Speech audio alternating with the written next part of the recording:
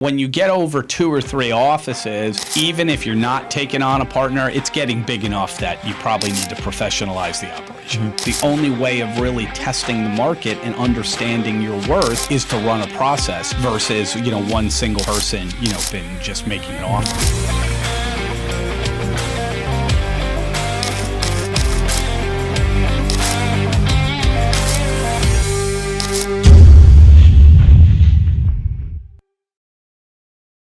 Yeah, so I think I'd love to just dive deep into the phases of the DSO model that you've seen, because you've been in this industry for a while. So you were telling me how you've seen kind of 3 phases of it.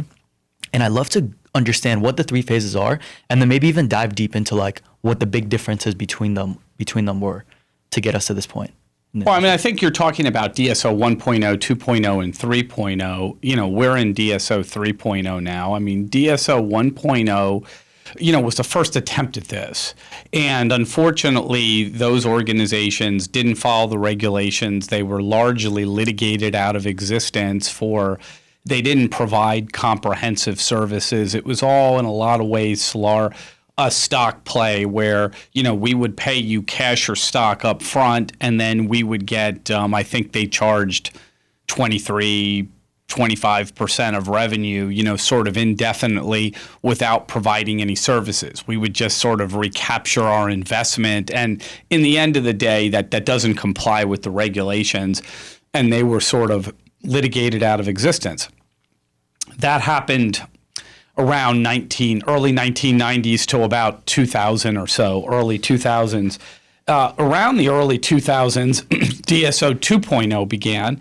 And that solved the first problem. DSO 2.0 provided comprehensive non-clinical support services, and they did a really good job at that. They also got along pretty good with their affiliated dentists, which DSO 1.0 did not do. They did not get along with their affiliated dentists at all. The main issue with DSO 2.0 was somewhat compliance. They didn't follow all the regulations the way they needed to. They got along with their doctors, they provided services, but, some of the things that they were doing arguably could interfere with the clinical side of operations. So there were some issues, with DSO 2.0. Right around 2010, sort of, that's when DSO 3.0 began to take over the marketplace, or there was a transition from DSO 2.0 to DSO 3.0. And DSO 3.0, 1, gets along with their affiliated dentists. 2, provides a whole suite of comprehensive non-clinical support services. And 3, follows the regulations. They maintain proper separation between clinical functions and non-clinical administrative support. And that's where we are now. A lot of people are saying, we're DSO 3.0A or 4.0, and they're trying to put unique spins on it. But this is my 30th year of analyzing and studying DSOs. I think we're still in 3.0. I'm not prepared to call 4.0 yet. I haven't seen anything that's so much different that I'm going to say it's DSO 4.0. But I never fault anybody for trying to be unique and differentiate themselves. Do you see the 4.0 model anytime in the future? Is there a model that you're like, I can see this unfolding, or not really? Potentially. There's a lot of different ways it can go.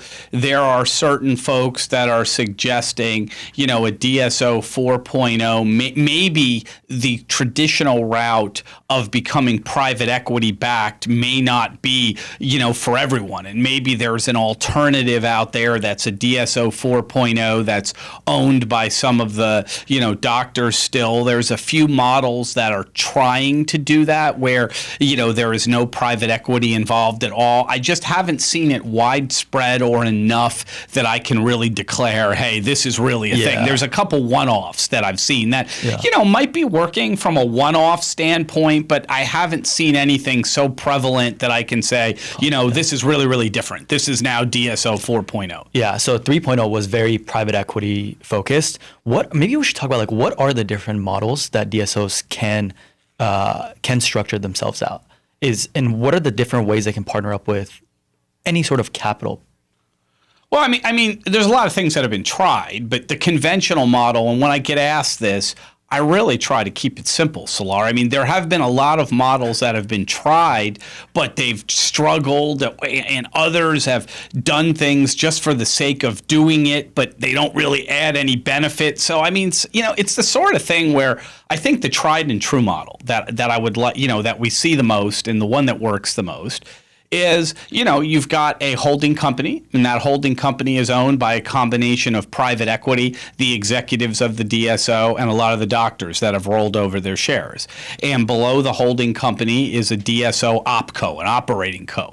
That entity provides non-clinical support services to clinical entities that are 100% owned by licensed dentists. And the way that model typically works is after payment of expenses, management fees and other fees are charged. Sometimes they'll license trademarks, they'll lease equipment, they'll sublease an office premises, they'll also charge management fees. And basically, after payment of expenses, the profits of the operation, go towards the management fees. And that's basically what a conventional DSO model is. One permutation off that we're seeing reemerge a lot, it was very popular 10, 15 years ago and then kind of disappeared, but now is back, is a joint venture model where you'll have a sub-DSO below sort of the main DSO, and the sub-DSO might be owned by dentists that work at that particular location. It doesn't have to be. It can also be operating principals and business. So what you'll have is you'll have a clinical entity that's 100% owned by licensed dentists. Above that clinical entity will be a sub-DSO entity. That entity might be owned 51% by the master DSO or the main DSO. It might be owned 49% by the dentists that work at the practice or other business. So the patients will pay their money into the clinical entity. After payment of expenses, the clinical entity's profits through the form of management fees will flow up to the sub-DSO where they can be distributed, in my example, 49% to dentists that work there or other business, 51% to the master DSO. And that's sort of a joint venture sub-DSO model. And we're seeing a lot of that in these current challenging economic conditions because it costs less capital. If you have to pay 100% to open up a practice or acquire a practice, you can buy less practices or open up less practices than if you only have to outlay 51%. Mm-hmm. So we're seeing, I say the reemergence, because it used to be popular years ago, but it went away. Now it's coming back. Mm-hmm. We're seeing the reemergence of a joint venture model. And why do you think it's not more popular? Why do you think the standard DSO structure is sort of the go-to structure that makes sense? Well, because it works for everybody concerned, right? It lets private equity, come in and make their investment. It lets management of the DSO have sort of skin in the game. It lets the affiliated dentists that, under a traditional acquisition model that have sold, the non-clinical assets of their practice to the DSO, it lets them have skin in the game. I follow, the Warren Buffett model. If you want people to be properly incentivized, you have to give them skin in the game. That was a very famous Warren Buffett quote, and it works. I mean, he didn't just say that. Like, that's really, if you want people to be properly incentivized, they have to have skin in the game. And the way you do that in the DSO model is this conventional model where the private equity group will come in and take, a majority interest, but a minority interest will be with the officers and, at the DSO level, the C-suite. And then you'll also have the affiliated dentists that, in effect, their practices were acquired as part of the model. They will retain rollover interests, post-closing. So everybody's rowing the same way. Yeah. The affiliated dentists that practice dentistry and drive the whole thing, they're incentivized. The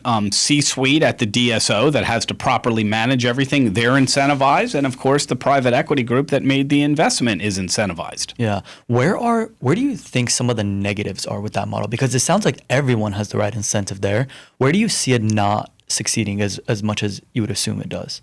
Well, there's nothing wrong with the model. The model is perfect. Okay. So if you're asking why it doesn't succeed, which is a very good question, has nothing to do with the model. Yeah. It doesn't succeed when people pick the wrong partner. And I've said this over and over again in many, many contexts. I say this on stage. I say this in other podcasts and webinars and presentations.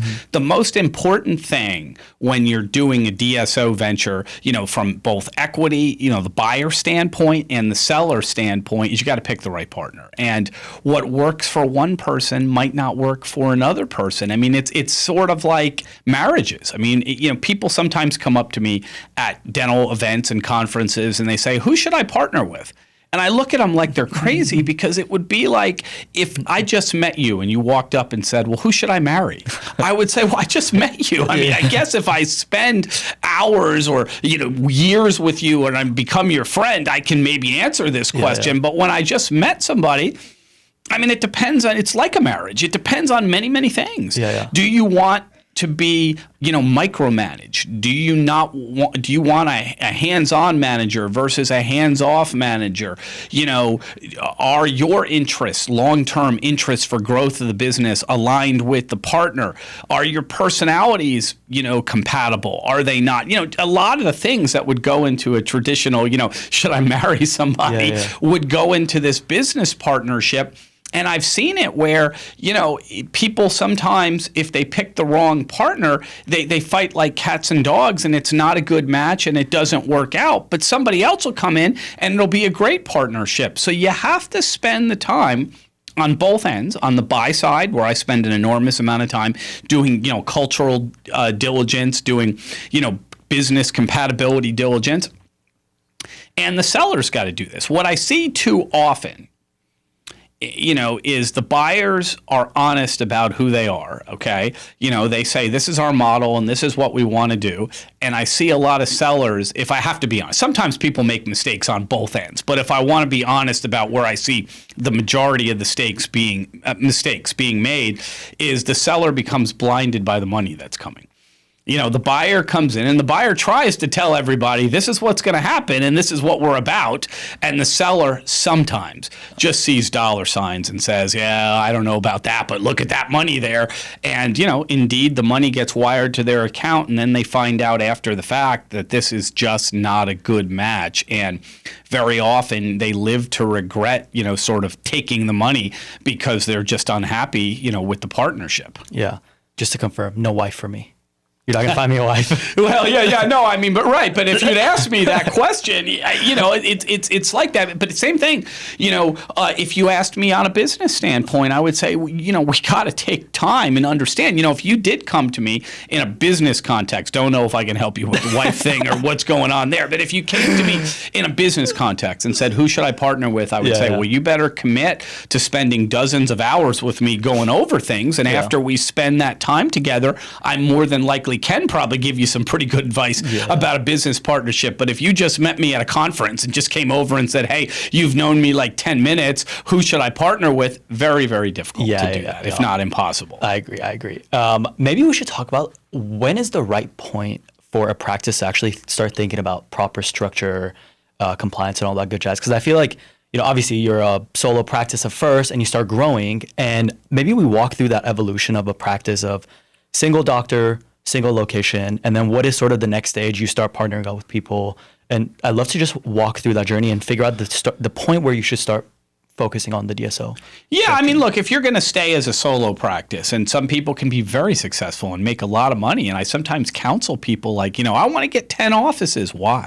You're making like $2 million now. Like, why? Well, because my classmates from dental school, they got 10 offices. I want to have 10 offices. Why? Yeah. I mean, sometimes it works, but sometimes I'll look at something and say, you've got a highly productive solo practice. Everything's going well for you. You got it down to a science. You're making more than enough money to save for retirement in your future. Why? It may not make sense, but for many people, it does make sense. And what I say is, when you get to, 2 or 3 offices and you're still expanding and you've got plans for additional things in the future, that's usually the right time to start, getting everything, correct, to start thinking about making sure you've papered up your DSO and documented it correctly. Because a lot of, dentist-owned organizations, they operate as a DSO, but they're not properly documented. Like maybe they got 3 offices, for example, and practice number 2 does centralized management, but there's no agreements. It's just that's what we do. And because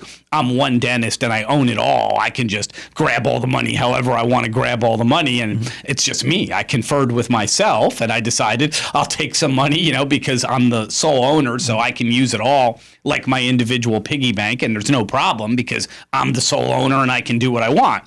But you're not really a DSO. You're acting like a DSO, kind of, but you haven't documented it and you haven't papered it up, so you're not a real DSO. So I say, when you get to 2 or 3 offices, and you're going to expand further, that's probably the time to really start looking at it. If you want to take on a partner, you really have to do it. Because let's say you're the sole owner and you have 3 offices. Yeah, I mean, the reality is, you can run your groceries, you can run your car through there. You can do whatever you want because you're the sole owner and, that's all permitted. As soon as you start taking on partners, now, you have fiduciary duties and other things to your partners, and you really have to paper this up and run it like a business. So I would say 2 things.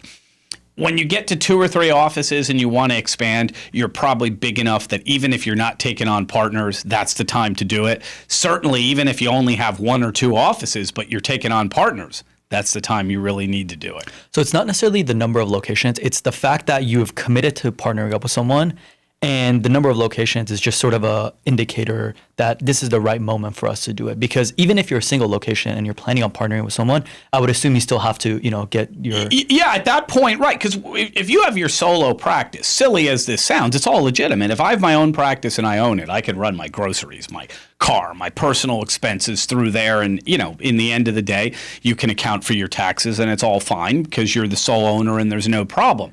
If you take on a partner, even in a solo practice, well, now that partner is going to be like, well, hey, I'm the owner here. I get a share of the profits. I don't want to see you deducting your groceries and personal expenses through here because that's cutting into my potential partnership. So yeah, in that situation, you need to probably properly document it and start running it as a business. When you get over 2 or 3 offices, even if you're not taking on a partner, it's getting big enough that you probably need to professionalize the operation. And as you're growing, what is sort of the process to go find a partner? I'd love to understand, do you get introduced to certain investors? Obviously, you mentioned if someone comes up to you and goes, who's the right partner for me? You're not going to know the answer to that. But what is that journey of deciding that you want a partner and then going and finding who that right person is? Yeah, there's a lot of different ways to do it, okay? There's a lot of money on the sidelines, a lot of people interested. Sometimes people send unsolicited offers. They literally do. If you can get a list, in the marketplace of successful dental offices. That's not that hard, and people will get that. So you might be hanging out, running your office, and somebody that's the head of business development for an organization might just contact you unsolicited. They might do it on the phone. They might do it through emails or mail or some other correspondence, and that's one way, to do it. You obviously need to do your diligence, but that may be one way you make contact and meet somebody. Another way you might meet somebody is at the dental conferences that we all go to. They're always wandering around, and, a lot of potential buyers attend these events to meet people. So you might find yourself sitting at your table or at a meal or at a social event or at a conference, and you bump into one of these folks, and now, you're in a conversation. Number 3, if you've built your organization and you feel like it's time to explore a partnership, you can hire a lot of really good, brokers or middle market iBankers that are out there that they will basically take your practice and market it to. They know who just about every buyer is in the marketplace, and they will take your practice and they'll market it. They'll run a process and bring it to the attention of all the potential buyers, and of course you'll pay a commission under that structure, but a lot of times it's well worth it. The commission can be very well worth it because sometimes the only way of really testing the market and understanding your worth is to run a process versus, one single person, coming up and just making an offer. Yeah.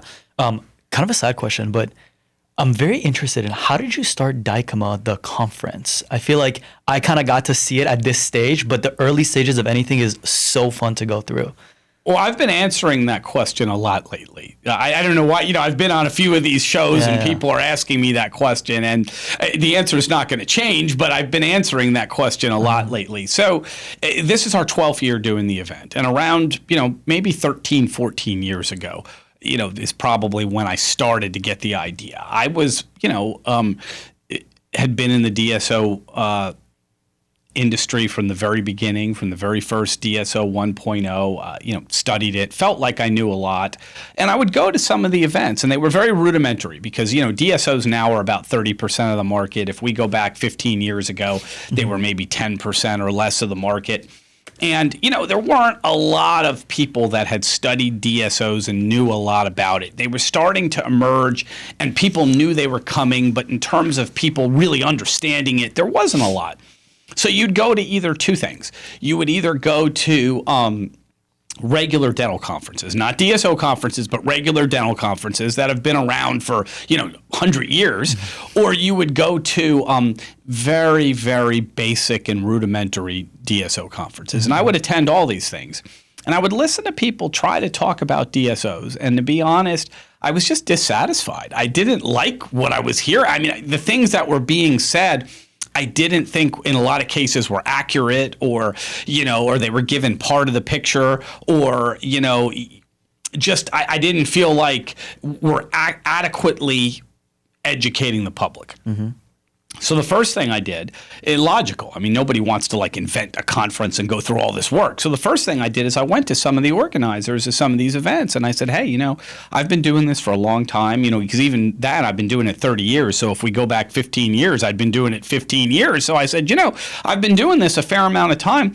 I've got some good insights. Hey, would it be okay if, I got on stage sometime, or I were able to present at some of these events? And I really wasn't very successful. I mean, for various reasons, the people that ran these events were sort of set in their ways as to who they were going to let go on stage. It just, it just was the way it was. I don't know. It was their event. They could run it the way they want to run it. And I did a little bit. Sometimes they would let me, but not very much. I mean, I would be allowed on stage, 10% of the time or something. 90% of the time, I would have to sit through and listen to people that I just didn't feel like were adequately talking about DSOs. I didn't like the content.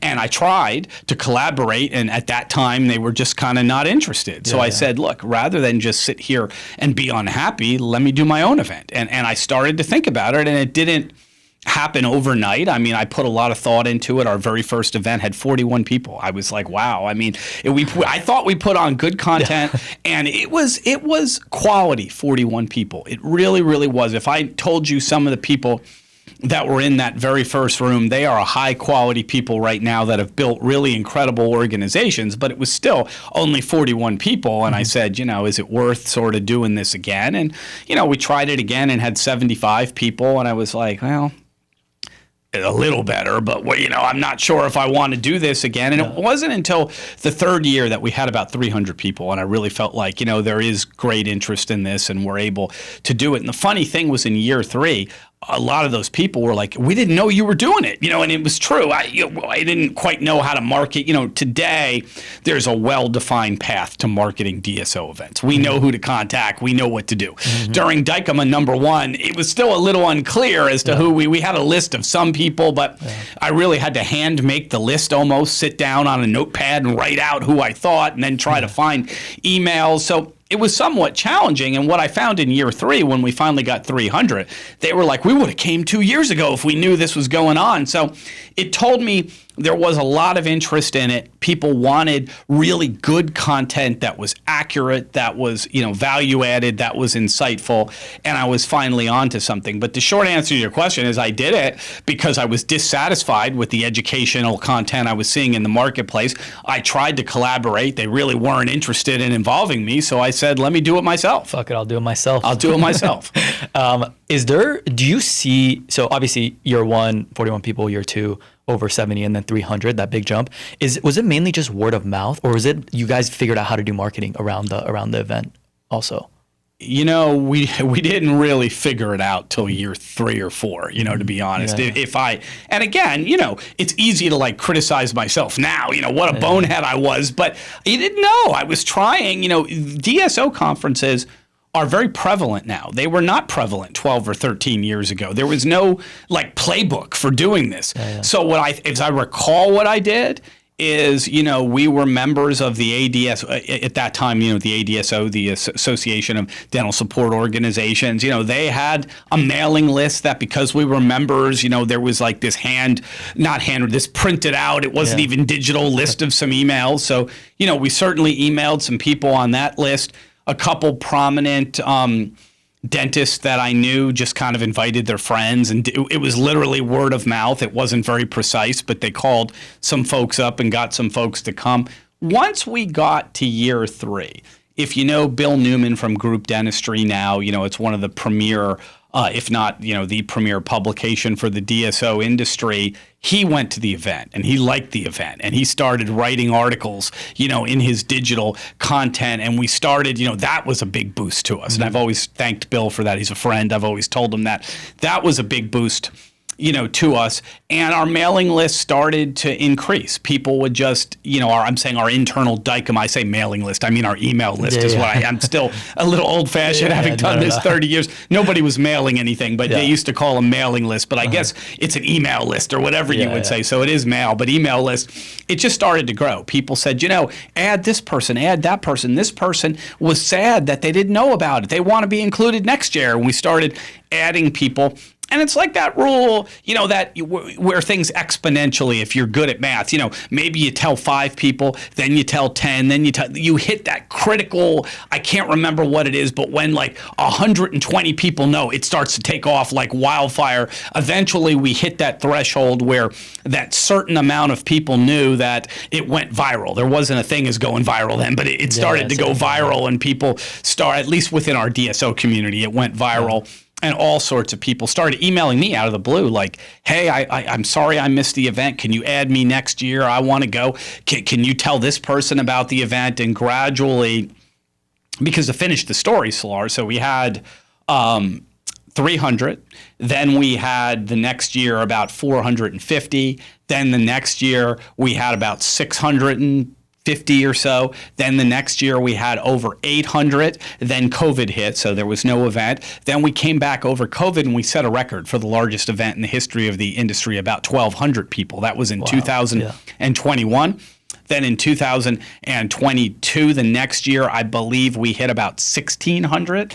Then 23, we hit something like about 1,900-ish, we were approaching 2,000.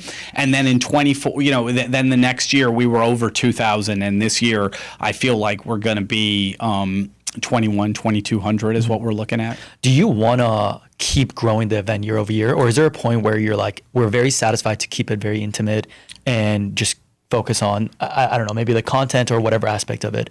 Yeah, we're capped at about 2,500. We haven't hit the hard cap yet.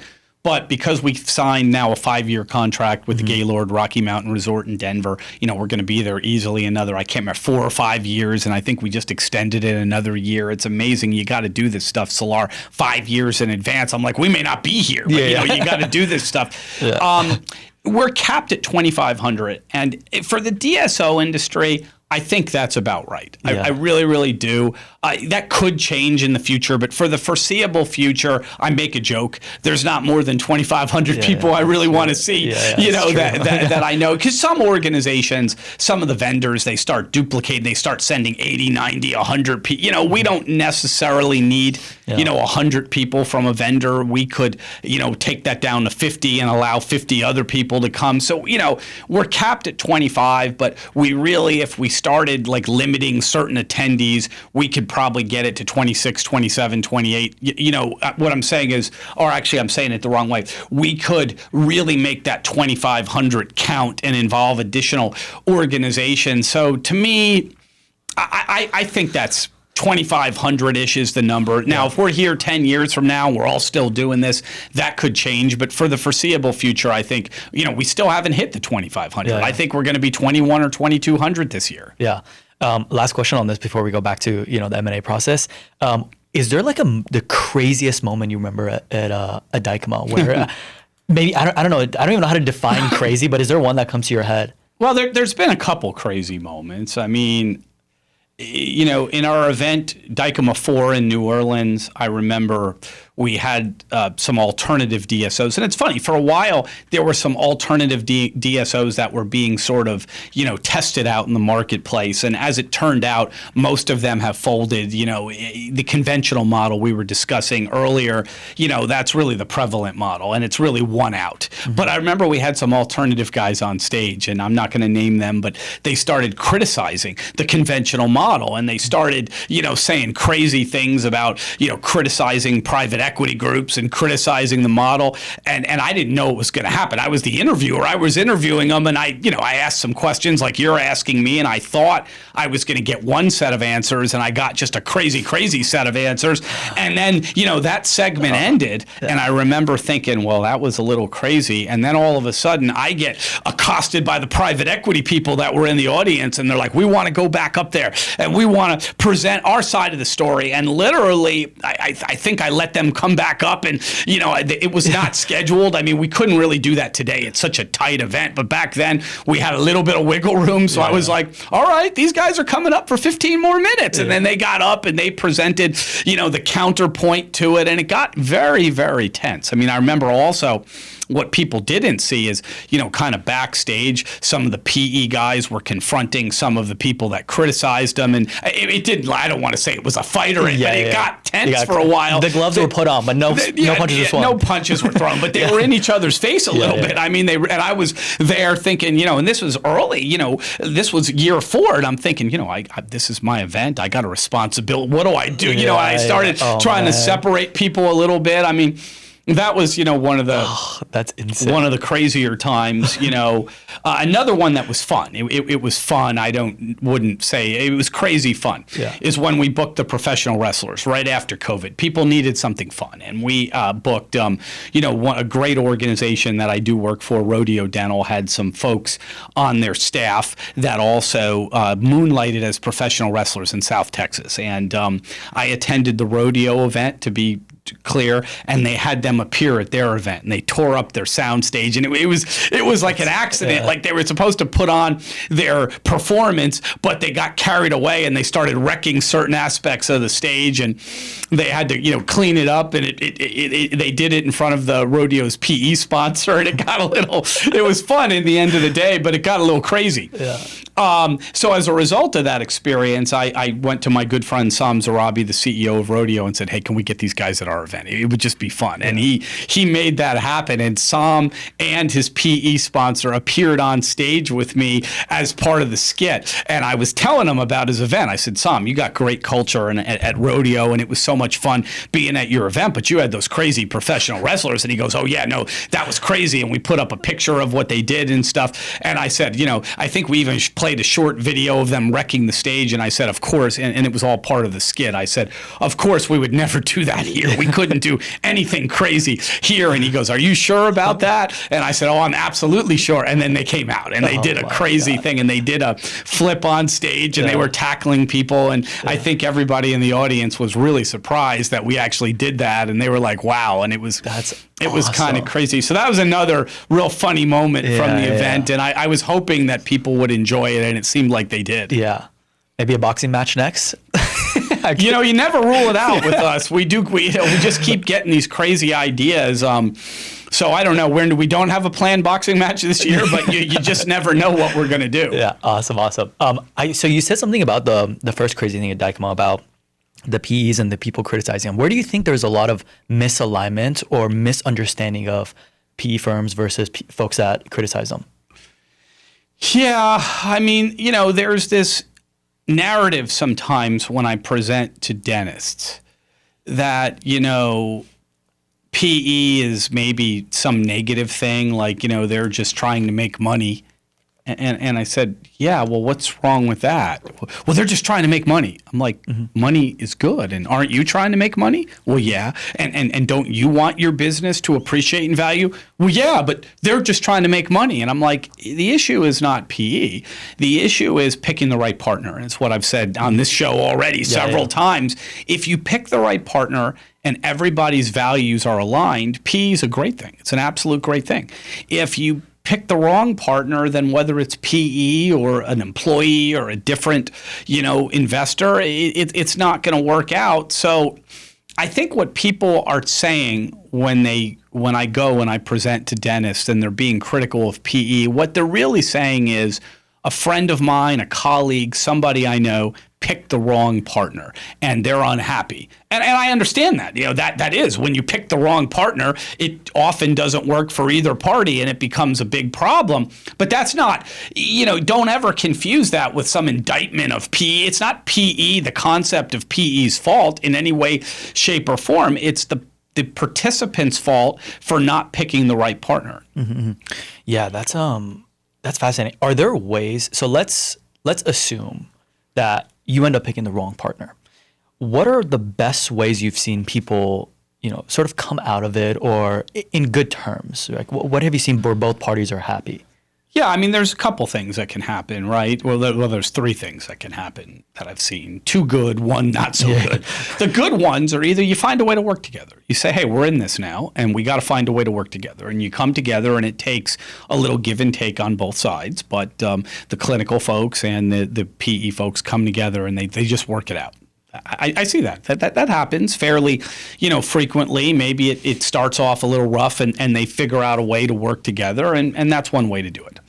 Another way to do it is, you come up with an amicable separation where, maybe a particular platform has acquired hundreds of offices, but a couple, 2 or 3 are unhappy. You find a way to spin them off, and you just say, hey, let's not let's not keep banging our heads against the wall. Let's get together and, find a way to unwind this, or say either you spin off those practices back to the owner, or the owner, the former owner seller will exit in an amicable way. And you just, you find a way to separate in a real amicable way where, the seller can move on with their life and the buyer will move on with their life, and there's no hard feelings and everybody works it out. And we do that. Yeah. So 2 of those are, both of them are positive. Either you come together and you find a way to work together, or you find a way to amicably separate, and that's fine too.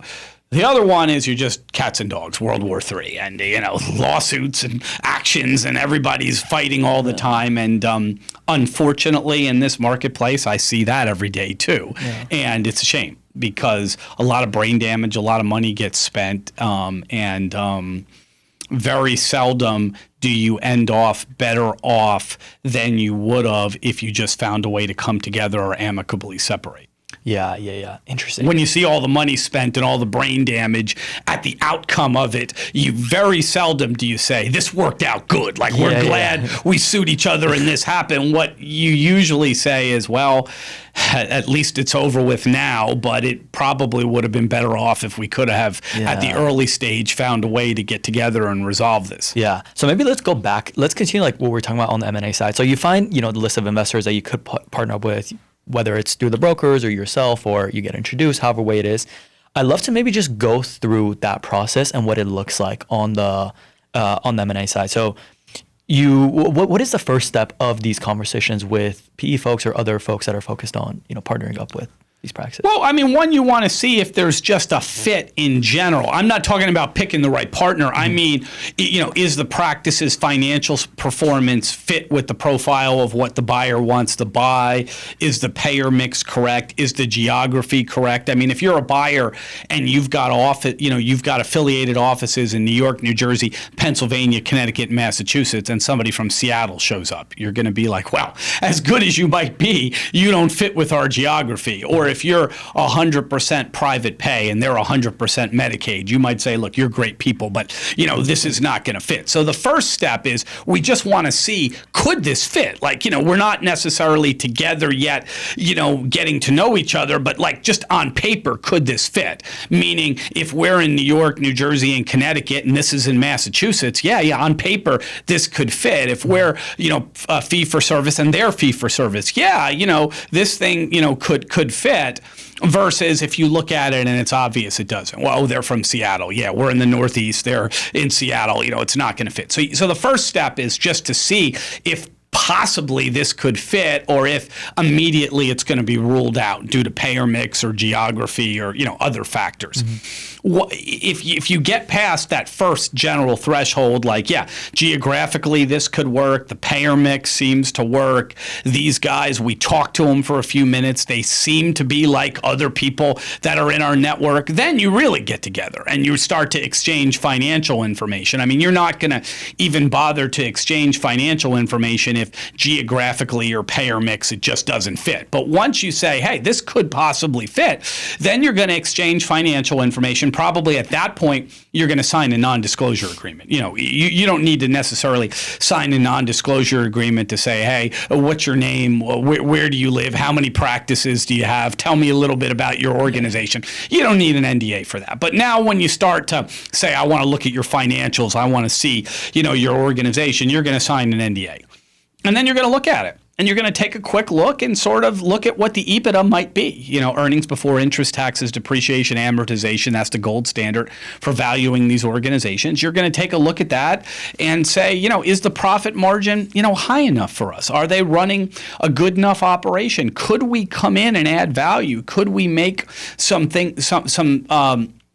measures here to streamline the operation? Could we do some things here that are actually, going to add value? And if the answer is yes to those questions, then you might proceed to a letter of intent. That would be the third step. If everything seems like it might fit, but then you look at the financials and it just, there's not enough profit there, or it's not efficient enough, or it doesn't seem to fit, you might at that point, say, that's it. We're not going to talk anymore. But if after initial conversations, it looks like it might fit. You take a peek at the financials. Things look pretty good, for what you want to see from a potential seller. Then you're going to do probably at that point proceed to a non-binding letter of intent where the buyer is going to say, assuming the financials that we looked at were accurate and assuming everything checks out, we would value the practice at this amount. We think your EBITDA is, I'll use an example, $500,000. We're going to pay a 6 multiple, so we're going to give you $3 million.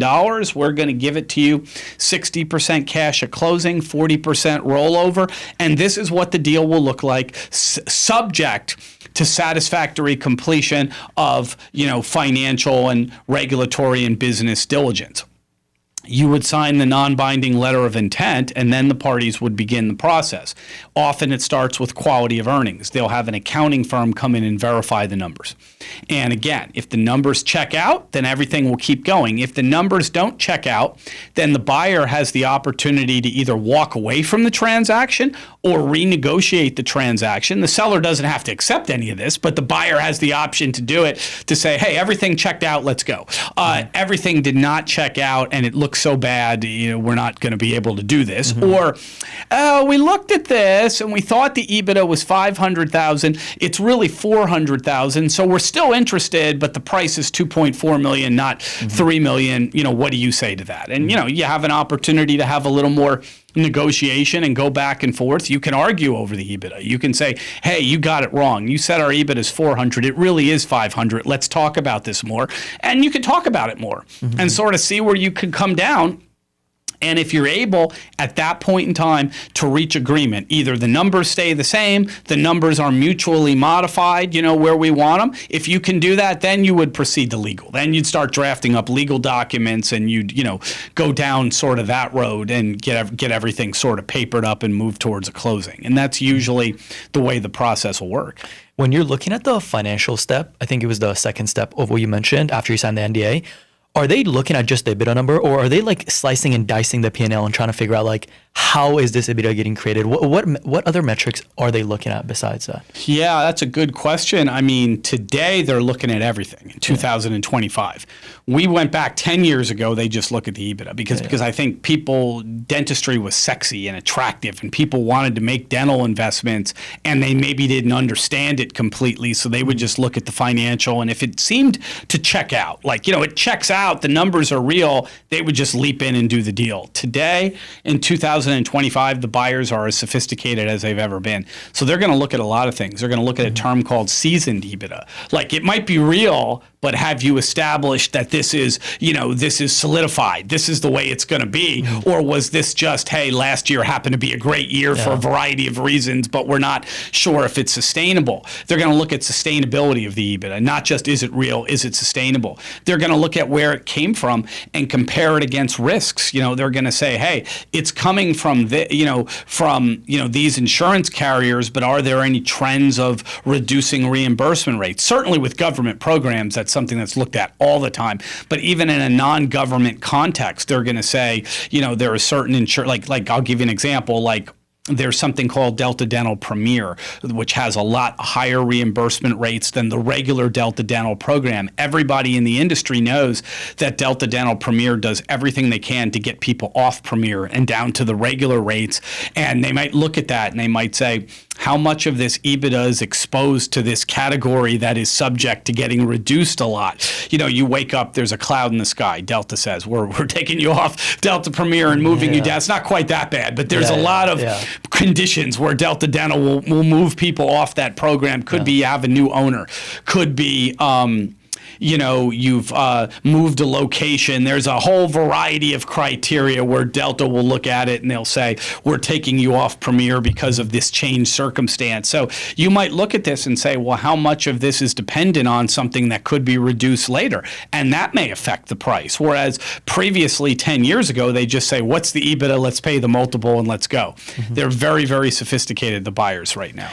And from the lens of the seller, what are the variables that you can negotiate on, right? Obviously, price is one. Is equity play a role in this? What are all the variables that you can negotiate? It depends on the buyers. Different buyers have different thresholds of what they'll negotiate, but typically the things that you can negotiate, of course, the price. I mean, that's something that's always subject to negotiation. The rollover. Some are 60-40, some are 70-30, 80-20, everything in between. Some I've seen you can go to 51-49 if you love to roll the dice and you're confident in the buyer. So, you can negotiate what the percent of the rollover is, what the percent of cash at closing is.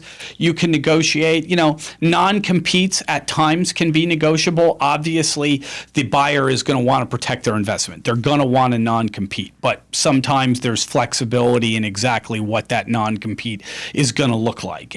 Sometimes you can carve out some things. You can say, I'll give you a true story. I had a dentist that their wife was a partner and she had one office and they wanted to sell it. And the dentist, the owner went to the buyer and said, look, my wife post-closing, she wants her practice. She doesn't want to be a part of this. We got to carve out this one office. And I think the buyer looked at it and they said, yeah, that's a good idea. So they sold 9 of the offices and my client's wife got to keep one. They were able to carve one out. They were asking the question and then he explained it was his wife and they said, we got it. We got it. No problem. Happy wife, happy life. We'll let you. That's what they said. They said, we understand completely. They went from asking questions like, why does this guy want to only sell 9? And then when it was explained, they said, that makes perfect sense. He's allowed to do that. And we did the deal with 9 instead of 10. So, awesome. You can negotiate, some things like that. Sometimes you can carve, some things out if there's circumstances, or reasons, to do that. Your employment agreement can be negotiable. Usually they're going to ask for 5 years. Depending on your age, could you get 4 years sometimes? If you're 70 years old, can you get 2 years or something, maybe depending on your age. But the employment agreement sometimes can be negotiable. Certainly things like vacation and CE and things like that. Usually the rule that the PE group will say is as long as you're doing what you're doing right now, you're not altering, like suddenly saying, you sold to me, now you're going to Vegas for 2 months after every year. I mean, I'll look at it, true story. If you go to Vegas 1 month every year and your EBITDA is what it is, and that's the way you've done it for the last 20 years, there's probably a buyer that'll say, all right, I mean, it's a little crazy, but if you've been going to Vegas every year for 30 days and you've hit this EBITDA number doing that, your office closes during the month of July, I guess, if that's the way you've done it for the last 20 years, you might get a buyer that will agree to that. But if you're suddenly changing it from how you've done it historically, you're going to have a problem. And I see it all the time where a buyer standard agreement maybe says, I'm just making this up, but it says, 3 weeks vacation and, $1,000 towards CE. And then you're like, no, I always take 4 weeks and I spend $10,000 on CE. I've been doing that for 20 years. Look at this. And they look at it and they say, we see you hit your EBITDA number doing that. So we'll give you the same thing you've been doing, for the last 20 years. You can usually negotiate that kind of stuff. That's awesome. And then so like after you negotiate these terms, right? Then it comes, the contract is signed, legal paperworks are done. What is like a smooth process of integration into the larger organization? Well, different folks have different procedures. I think the folks that have done the best, the organizations that have succeeded the best, have a clear protocol for integration. They're transparent about it during the sales process. They tell everybody this is what's going to happen. When we close, we're probably going to have a closing dinner and a party. We're going to leave you alone for 2 weeks. You got to decompress. You got to understand what happened. And then after 2 weeks, we're coming in, and this is exactly, what we're going to do. We're going to move your PMS system to our PMS system. We're going to start moving, certain billing and collection procedures and other things onto our system. We're going to start integrating certain software. Maybe they use diagnostic AI. Maybe they've got membership plans, patient finance plans. We're going to start transitioning, and we're not going to do it all on day one. It might be a 6-month plan or a 3-month plan, but here's how we're going to do it, and everybody understands that. And those are the organizations that, at least to me, have done the best. Others that maybe went out and said, let's acquire first and figure out how to integrate later, they've, it's become a bit of a struggle. They've had to learn things on the fly and learn things the hard way. It's always better to me if you've got a clear integration plan in advance. But I've seen others work their way through it, It becomes more difficult when people don't understand what the plan is. If the seller knows, before we even closed, we're telling you exactly what we're going to do. So after we close, you've already been told, and we're just doing what we told you we're going to do. Usually there's not a ton of problems. There might be a couple bumps here or there, but it's not that big a deal. When, the buyer says something like, we're going to do the acquisition, and then we're just going to figure out how to integrate you later. Well, what does that look like? We'll figure that out after closing. Those are the ones that sometimes have the highest percentages of problems and issues, because things that maybe weren't contemplated start coming up and people sometimes get surprised. Yeah, I feel like I've seen this a couple times happen where it sounds really good in practice to say, there is full autonomy to do whatever you want, however way you want. But at some point, the organization realizes this is just not sustainable to manage. No, that doesn't work. And the benefit of me being here 30 years, I'm starting to see it. 30 years ago, the failed 1.0 DSO that we've talked about earlier said, we're going to keep everything exactly the same and just buy up your office. That didn't work, and it ended up being litigation and problems, 30 years ago. And it's funny, if you're here long enough, maybe a Solar, like with fashion trends, like certain haircuts and outfits, they were in 20 years ago, then they came out and they're coming back. Yeah. It's kind of a little bit like that. There were a few models in the last 5 years, and I've, tried where possible to counsel people on them, where, it said, hey, we're going to keep everything the same. And what people learn is you can't really do that.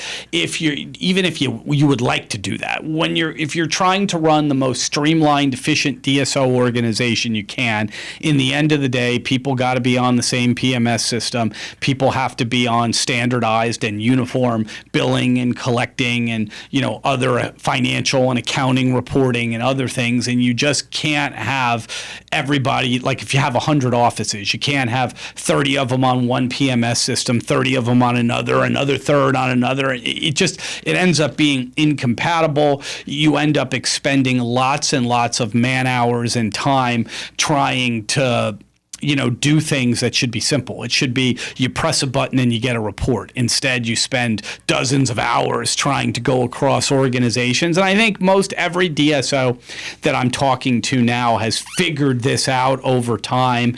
And if they're not standardized, they're in the process of trying to standardize the operation now. Do you think that in the I guess like in the M&A process, are these topics to that level of detail discussed of like, hey, we require you to move over your PMS system? Or is it very much, you talk about the high level stuff and then they decide to become a partner of this organization and then they have to face the reality of, okay, well, the PMS system needs to get centralized. The other aspects of the business need to get centralized. Yeah, the answer is it depends. And again, those that have had the most seamless process are the ones that have figured this out at the beginning and told everybody about this before you ever even signed the LOI. Like if you ask them where you're just like, hey, I'm ABC organization, how you doing? I've known you 3 minutes. Can you tell me what it looks like to affiliate? They'll tell you this right now. They'll say, we'll tell you like right now. I've known you for 5 minutes. I'll tell you exactly what's going to happen. Yeah. And some of the more established organizations that have been here for decades, they know this. They know this. If you meet with them right now, they'll tell you today exactly what's going to happen. If you tell them, hey, my name is Solar, I don't own a DSO, but I got a podcast and I just want to know, they'll tell you right now because they'll say, absolutely, educate your listeners. This is exactly what happens. And they'll tell you that, right now. Part of the problem is some of the organizations, they don't know it yet. There were so many for so long brand new platforms coming into existence with investors and other folks that, hadn't spent any time in dentistry. This was their very first dental investment. They were kind of learning as they went. So in fairness to them, they didn't know. I mean, they didn't realize, they kind of figured this out on the fly later that this was important. So they didn't even ask these questions or talk about these things. And then, you got post-closing, months or years post-closing, and they just said, hey, it's true we didn't talk about this pre-closing, but this has got to happen right now. And sometimes the sellers were like, yeah, I agree, makes sense, let's do it.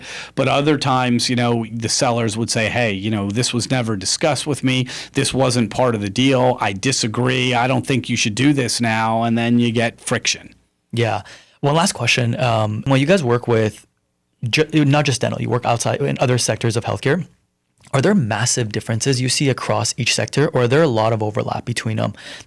Everyone has, their own unique twist to it, but they all operate the same.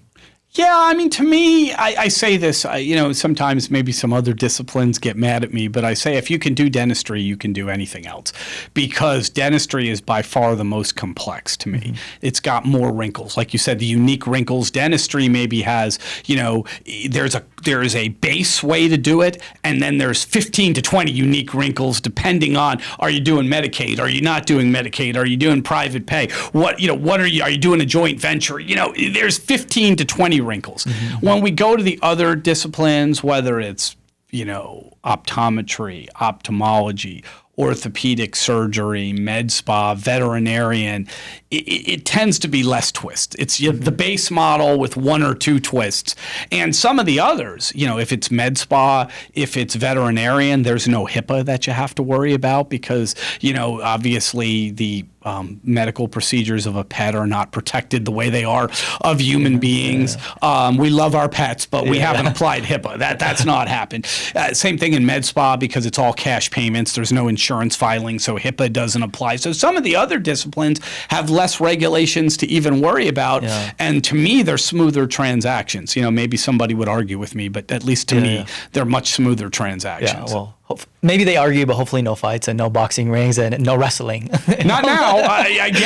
Somebody asked me if we're going to bring the wrestlers back to Dykema, and I haven't ruled it out someday. It was very popular having them there. That's awesome. This was amazing, an absolute masterclass. It means a lot. Thank you for doing this and talking to me about all the subjects that we went through. And I feel like every time we chat, I just get like a world of knowledge dumped onto me that I got to go and research on my own even further and so forth. Well, we just I don't know when you're going to premiere this, but Dykema is August 6th through the 8th this year. Details are found at DykemaDSO.com, DYKEMA-DSO.com. And, we're going to have a fully sold out event, and hopefully some people that listen to this will want to attend. Perfect. That means a lot. And I'll definitely be there. And it's pretty much one of the 2 to 3 shows I go to every year. So this was amazing. Thanks, Brian. Well, thanks for having me. Yeah.